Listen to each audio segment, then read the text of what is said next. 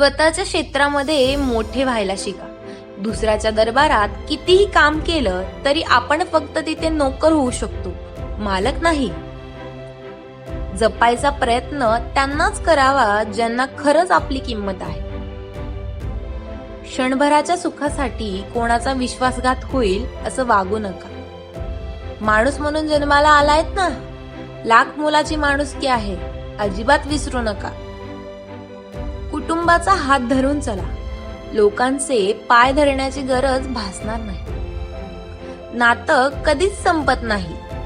बोलण्यात संपलं तरी डोळ्यात राहतं आणि डोळ्यात संपलं तरी मनात राहतं. उत्तम स्वभाव आणि प्रामाणिकपणा हे माणसाचे कधीच न संपणारे धन असते. फक्त आई बापाच्या नजरेत चांगले राहा. लोकांचा विचार करू नका. लोकांचं काय काम असलं की राम राम, नाहीतर लांब लांब. आपलं स्वतःचं घर कसंही असलं तर इतरांच्या बंगल्यापेक्षा चांगलंच वाटतं. पानांशिवाय झाडाची आणि संस्कारांशिवाय व्यक्तीची काही किंमत नसते. सुखात आमंत्रण त्यालाच द्या जो दुःखात आमंत्रणाशिवाय धावत येतो.